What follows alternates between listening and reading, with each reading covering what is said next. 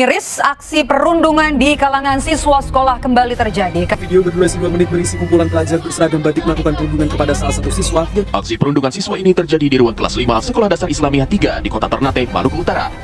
Para pelaku perundungan yang tak lain adalah teman satu kelasnya nekat menganiaya dan merekam aksi mereka saat melakukan perbuatannya. Kami sengaja menaikkan aksi tak terpuji ini secara utuh karena mengandung unsur kekerasan.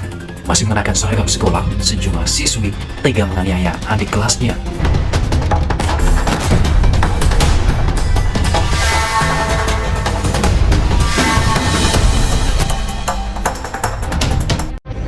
Perundungan adalah masalah serius yang menimpa banyak siswa di lingkungan sekolah.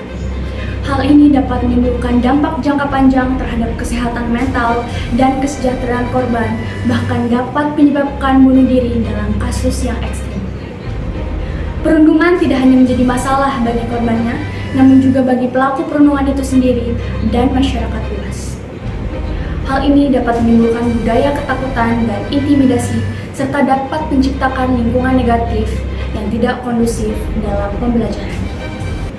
Salam jumpa pemirsa, senang sekali saya Elisa Sabila dapat menjumpai Anda dalam program Talk with Elis.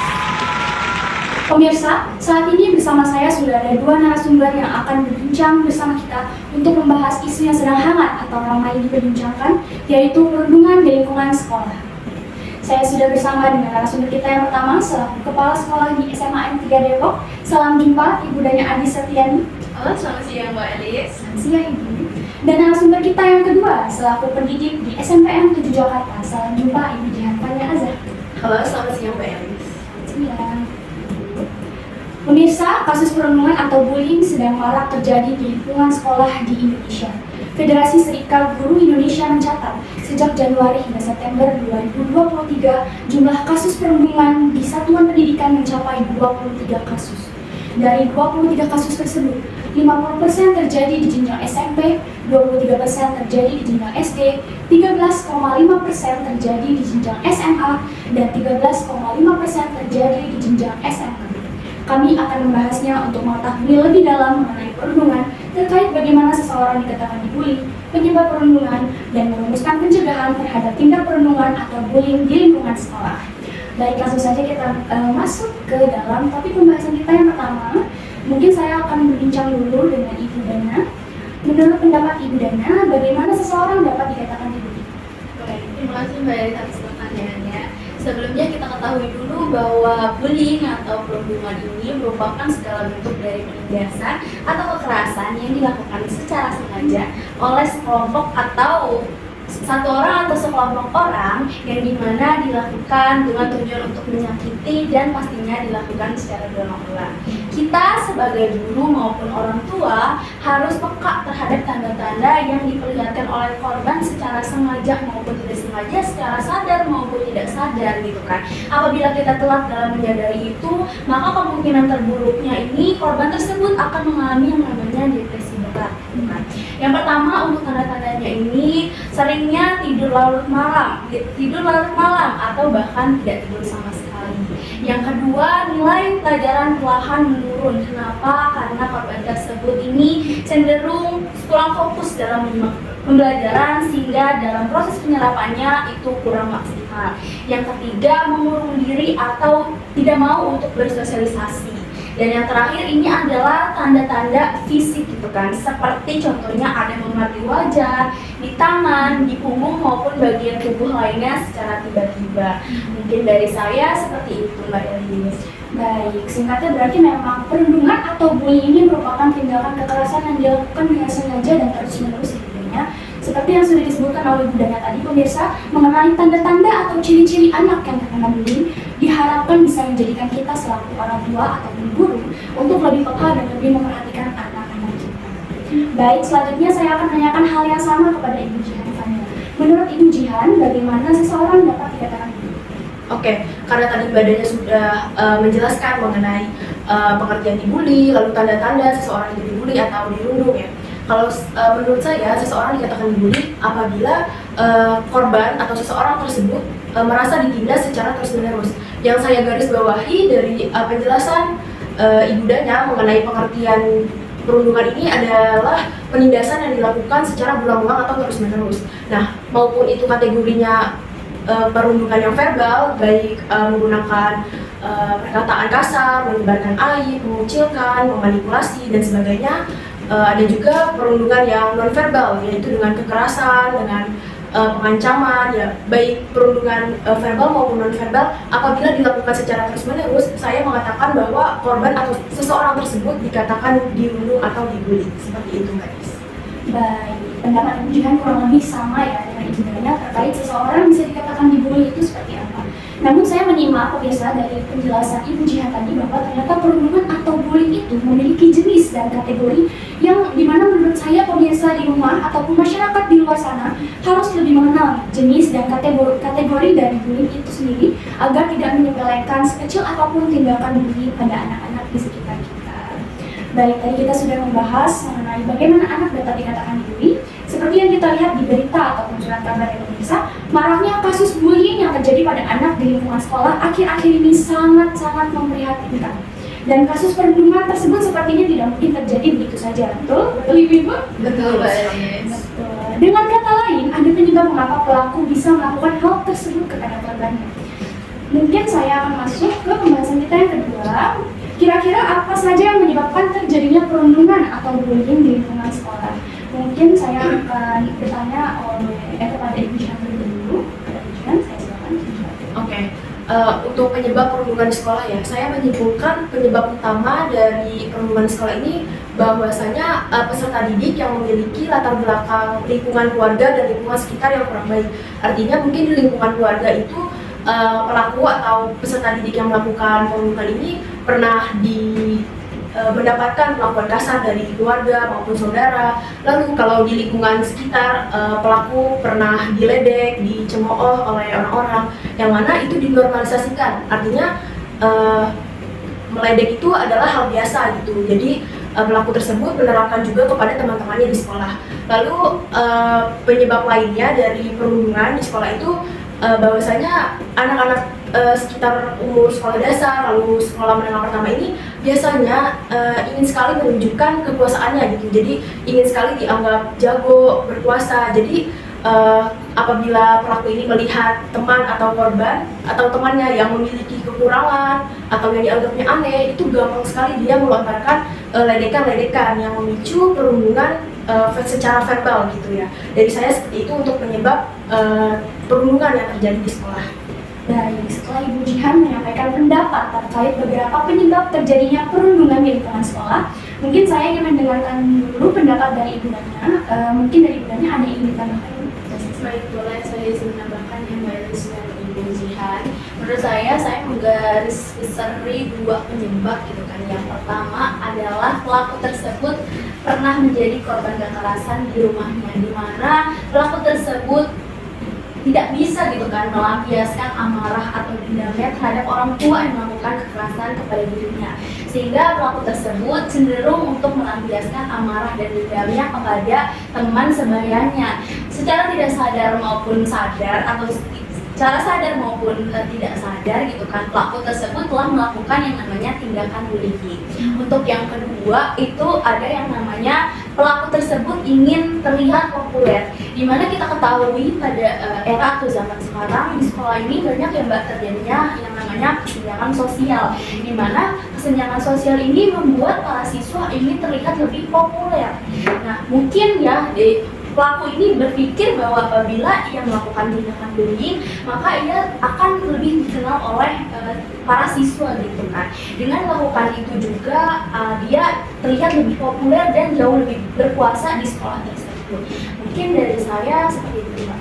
Baik, singkatnya berarti menurut Ibu Jihan dan Ibu Dana secara keseluruhannya, beberapa penyebab pelaku perundungan atau bullying melakukan tindak kekerasan kepada korbannya itu bisa terjadi karena keadaan ataupun kondisi mental dari pelaku perundungan itu sendiri yang tidak baik ya, yang disebabkan oleh faktor internal dan eksternal kehidupan pelaku perundungan.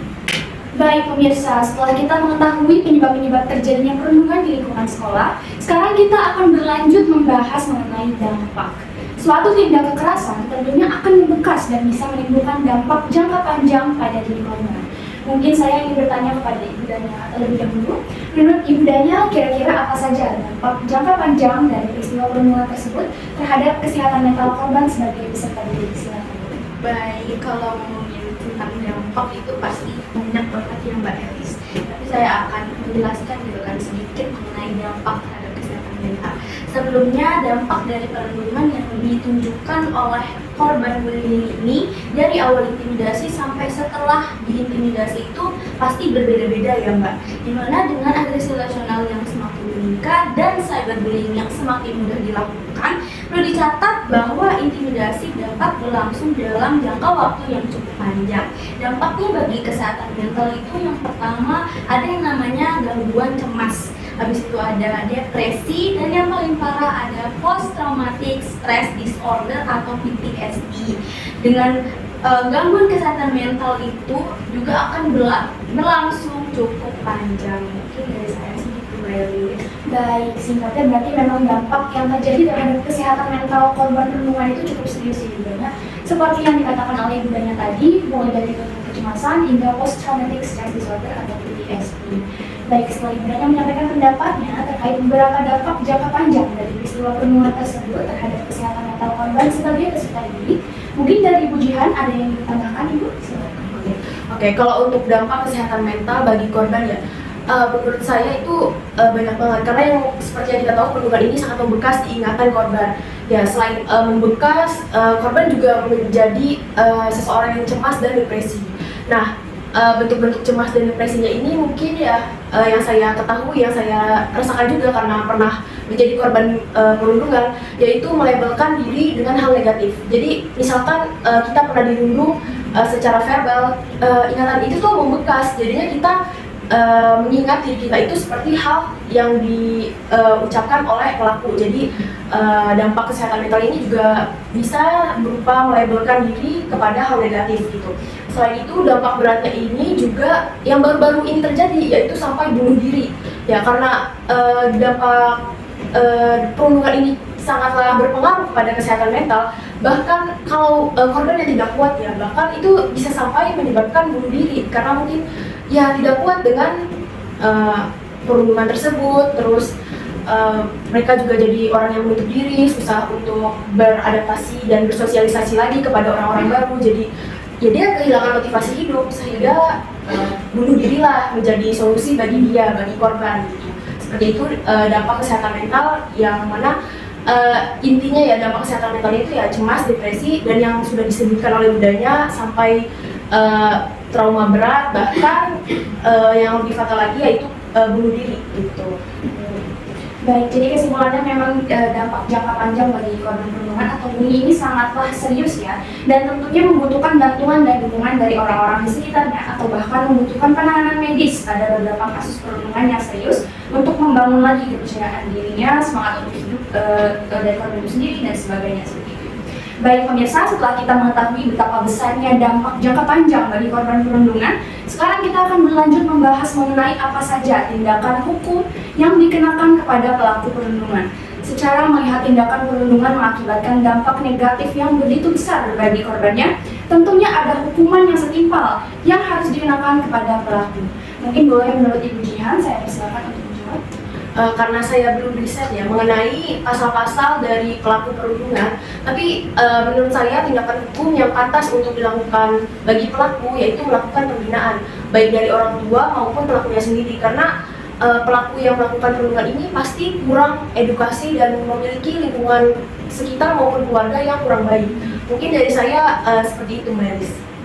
Baik, setelah Ibu Jihan menyampaikan pendapatnya terkait tindakan hukum yang akan dikenakan kepada pelaku perundungan, mungkin dari Ibu Dania ada yang ingin ditambahkan Ibu? Saya izin menambahkan ya dari pernyataannya Ibu Jihan. Kalau saya tahunya itu ada dua pasal. Yang pertama pasal 80 Undang-Undang SPPA dan pasal 170 KUHP dengan ancaman 7 tahun penjara. Di mana sebenarnya hukuman penjara bagi anak yang melakukan bullying ini sulit ya Mbak Elis untuk dijatuhkan. Terus hal ini karena penjara ini kan punya konotasi negatif ya, sehingga dapat berpengaruh pada tumbuh kembang anak tersebut atau pelaku bullying tersebut. Maka dari itu, hukuman penjara itu biasanya dijatuhkan oleh pelaku bullying yang berumur 14 sampai 18 tahun. Nah, gimana gitu kan, yang 14 tahun ke bawah itu gimana? Biasanya mereka ini hanya dikenakan sanksi-sanksi sosial yang dapat menjerakan perilaku bullying mereka sehingga tidak mengulangi tindakan bullying tersebut. Mungkin dari saya gitu, Mbak Elis. Baik, singkatnya berarti menurut Ibu Jihan dan Ibu Dana secara keseluruhan, tindakan hukum yang akan dikenakan kepada pelaku perundungan itu sudah tercatat ya dalam undang-undang dengan ancaman yang menurut saya cukup memberatkan bagi si pelaku perundungan. Semoga dengan adanya hukuman yang tercatat dalam undang-undang yang disampaikan oleh Ibu Jihan dan Ibu Dana tadi dapat menimbulkan efek jerah ya pemirsa bagi pelaku perundungan dan mengambil pelajaran untuk tidak mengulanginya. Baik pemirsa, setelah kita mengetahui apa saja tindakan hukum yang akan dikenakan kepada pelaku perundungan, sekarang kita akan berlanjut membahas mengenai pencegahan perundungan di lingkungan sekolah. Kita bicara mengenai peran dari orang tua dan guru sebagai pihak terdekat dari peserta didik di lingkungan sekolah. Kira-kira apa yang bisa dilakukan oleh orang tua dan guru dalam membantu mencegah terjadinya perundungan di lingkungan sekolah? Mungkin boleh menurut Ibu Dana terlebih dahulu, kalau begini saya persilakan. Baik, terima kasih Mbak Elis. Di sini itu peran guru dan sekolah itu sangat penting gitu kan, untuk mencegah yang terjadi yang namanya bullying. Yang pertama, cara mencegahnya ini harus menanggapi masalah dengan serius. Ada kalanya mungkin memang anak-anak itu bercanda ya, tapi kan bercanda itu nggak selamanya bercanda gitu kan. Ada kalanya bercanda ini sampai serius gitu. Jadi kita sebagai seorang guru harus menanggapi bercandaan itu atau dengan serius, dimana apabila bercandaan itu sudah kelewatan batas, kita harus membantu si korban ini dalam menghadapi itu. Jadi ibaratnya itu korban ini kita bantu dalam menyelesaikan atau mencari solusi atas permasalahan yang dihadapi. Dengan sebagai guru juga kita harus mencari akar dari permasalahan yang terjadi. Yang kedua ini memberitahu mana yang benar dan mana yang salah. Kita itu kan sebagai orang tua pengganti di sekolah, di mana apabila siswa tersebut ini tumbuh di dalam lingkungan dan keluarga yang tidak baik, kita sebagai guru harus dapat memberitahu gitu mana yang benar dan mana yang salah, mana yang baik dan mana yang buruk gitu. Jadi siswa tersebut akan tumbuh yang di lingkungan, mungkin di lingkungan yang tidak baik, tapi di sekolah dia mempunyai pengaruh yang positif dari guru-gurunya. Yang ketiga ini ada dengan menyediakan waktu untuk berkonsultasi, di mana mungkin anak-anak di rumah ini punya masalah gitu kan dengan orang tua atau dengan lingkungannya. Dengan menyediakan waktu untuk berkonsultasi dapat meringankan beban yang sedang dialami oleh siswa tersebut dan mengurangi yang namanya resiko tindakan bullying. Yang keempat ini membantu anak untuk meraih prestasi. Mungkin dengan membantu anak atau siswa dalam meraih prestasi, kita dapat mengurangi yang namanya tindakan bullying sesama teman. Dengan meraih prestasi juga itu kan akan menumbuhkan atau mengembangkan yang namanya lingkungan yang lebih positif terhadap anak tersebut. Dan yang terakhir menurut saya yaitu adalah jalan yang paling akhir gitu kan, dimana melibatkan orang tua. Pasti kan setiap masalah nggak bisa diselesaikan hanya di sekolah saja. Orang tua harus tahu apa masalah yang sedang dialami oleh anaknya, dan orang tua juga dapat membantu. Dengan begitu orang tua juga dapat membantu para guru dalam menasehati dan mendidik anak tersebut agar tidak melakukan tindak bullying.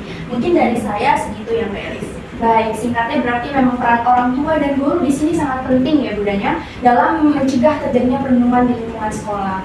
Seperti yang tadi disebutkan oleh Budanya, pemirsa sekecil mengajarkan memberitahu mana yang benar dan mana yang salah kepada anak-anak kita dapat memberikan dampak positif bagi anak-anak kita dalam menjalani kegiatannya di lingkungan sekolah. Baik, setelah Ibu Danya menyampaikan pendapatnya terkait apa saja peran orang tua dan guru dalam mencegah terjadinya perundungan di lingkungan sekolah, mungkin dari Ibu Jihan ada yang ditambahkan Ibu? Kalau menurut saya jawaban dari Ibu Danya ini udah cukup mewakili. Artinya terkait peran-peran guru tadi sudah sangat berperan pada kasus perundungan, bahwasanya guru dan orang tua ini harus bekerja sama untuk menciptakan lingkungan yang baik dan positif, sehingga perilaku-perilaku baik itu akan diterapkan oleh peserta didik dengan tidak melakukan memberi ledekan kepada teman-temannya. Itu salah satu penerapan perilaku baik yang ada di lingkungan sekitar maupun yang disosialisasikan oleh guru. Nah, menurut saya pencegahan yang perlu dilakukan ini juga perlu melibatkan dari pemerintah gitu, dari orang-orang yang memang harus melindungi perlindungan anak, yaitu Komnas Perlindungan Anak ya.